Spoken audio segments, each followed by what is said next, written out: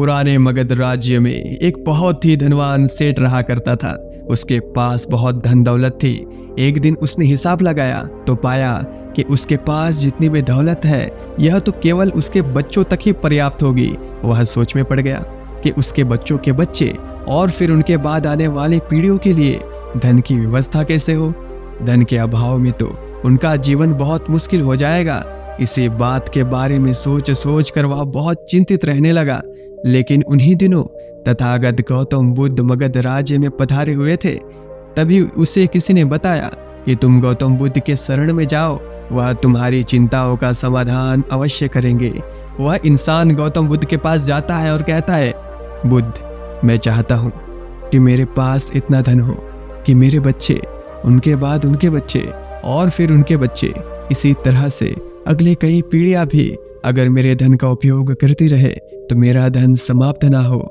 गौतम बुद्ध मुस्कुराए और बोले, बिल्कुल ऐसा ही होगा, लेकिन उससे पहले तुम इस नगर के बाहर वाले झोपड़ी में रहने वाले परिवार को एक दिन के खाने की सामग्री देकर आओ।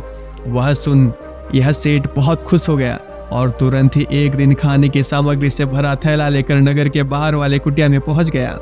वह जैसे ही कुटिया के अंदर गया तो उसने देखा कि कुटिया के अंदर एक बूढ़ी सास और उसकी जवान बहू है। बूढ़ी औरत बैठकर ध्यान कर रही थी और उसकी बहू रसोई में खाना बना रही थी। सेठ ने बहू के तरफ देखकर खाने की सामग्री का थैला आगे बढ़ाते हुए कहा, मैं इस नगर का एक अमीर सेठ हूँ और तुम्हारे परिवार के लिए एक दिन के खाने का राशन लेकर आया हूँ, इसे रख लो। यह सुन बहू ने मना करते हुए कहा, लेकिन हमारे पास आज के खाने की व्यवस्था तो है। सेठ ने कहा, तो इससे कल के खाने की व्यवस्था हो जाएगी। उस औरत ने कहा, माफ करे, लेकिन हम अगले दिन के लिए भी इकट्ठा करके नहीं रखते, हम रोज के खाने की व्यवस्था रोज ही करते हैं। यह सुन उस सेठ ने सोचा, एक ये लोग हैं जो अपने कल के लिए भी इकट्ठा नहीं करते और एक मैं हूँ जो अपने आने वाले कई पीढ़ियों के लिए धन इकट्ठा करने की चिंता में मरा जा रहा हूँ। अब उस सेठ को समझ आ चुका था कि आखिर गौतम बुद्ध ने उसे नगर के बाहर वाले इस कुटिया में क्यों भेजा था।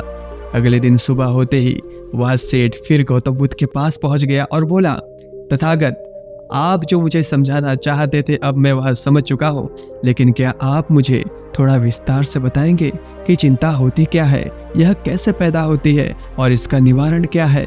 गौतम बुद्ध ने कहा, कल के लिए की जाने वाली चिंता हमारे कल को बदले या ना बदले, लेकिन वह हमारी आज की खुशी जरूर छीन लेती है।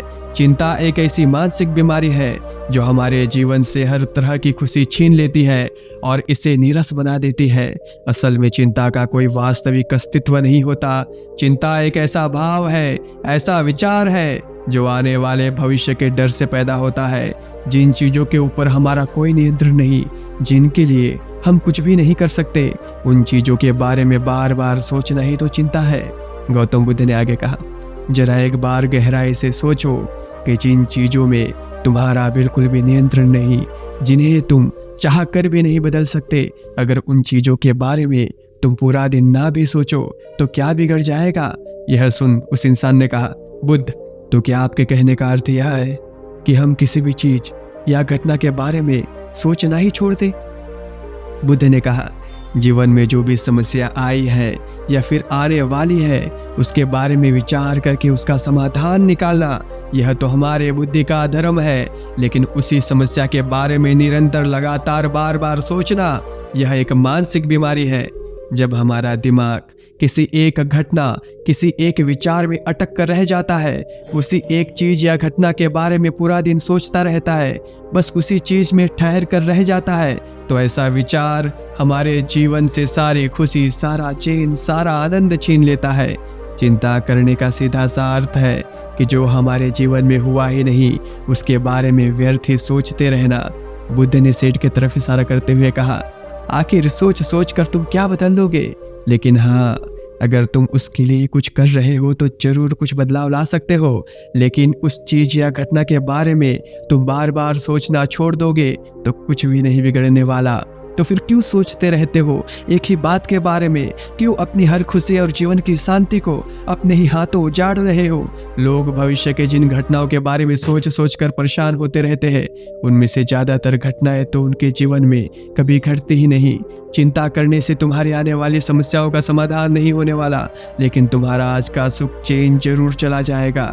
तुम एक बात का अनुभव करना कि चिंता से भरा 1 घंटा तुम्हें पूरी दिन की मेहनत से भी ज्यादा थका देता है।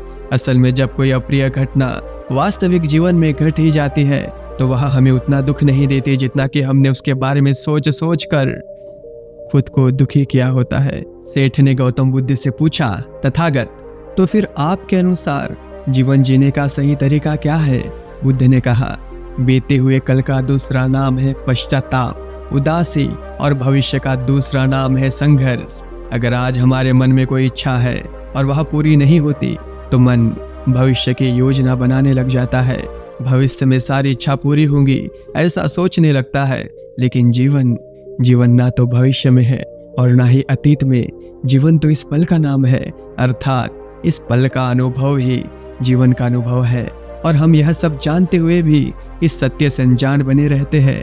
या तो हम बीते हुए समय के यादों में खोए रहते हैं या फिर आने वाले समय की योजना बनाते रहते हैं और हमारा जीवन बीत जाता है। सिर्फ एक सत्य अगर हम अपने अंदर उतार ले कि ना हम बीते हुए कल को बदल सकते हैं और ना ही हम आने वाले भविष्य को देख सकते हैं, हम तो केवल पूरे धैर्य और साहस के साथ भविष्य का स्वागत कर सकते हैं, उसे स्वीकार सकते हैं। तो क्या ऐसा करने से हमारे जीवन का हर क्षण जीवन से नहीं भर जाएगा? सेठ ने कहा, बुद्ध, बात तो आप ठीक ही कह रहे हैं, लेकिन कितनी भी कोशिश कर लो चिंता तो होती ही है। ज्यादा नहीं तो घर परिवार की चिंता तो रहती ही है। बुद्ध ने कहा, चिंता होना तो स्वाभाविक है, लेकिन उस चिंता को चिंतन में बदलना हमारा काम है। चलो तुम्हें एक बात स्मरण करवाता हूँ जो तुम पहले से ही जानते हो। तुम्हारे आने से पहले ये संसार था, यह समाज था, परिवार था, और जब तुम इस दुनिया से चले जाओगे तब भी यह सब कुछ रहेगा।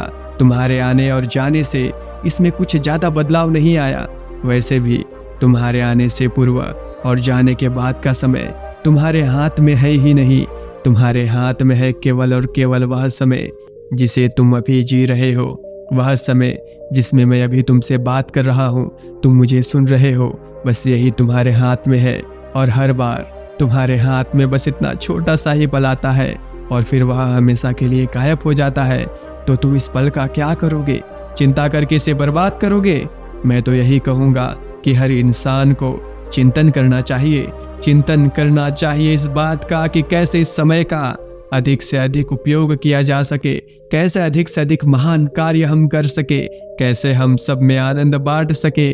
ध्यान रखना कि चिंता इंसान को उसके चिता तक ले जाती है और चिंतन उसके मन को कुंदन बना देता है।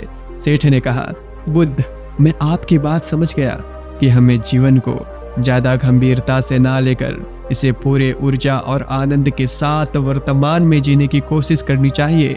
सेठ ने आगे प्रश्न किया, लेकिन बुद्ध, अगर कोई इंसान चिंता से घिर चुका है तो वह इससे बाहर कैसे आए?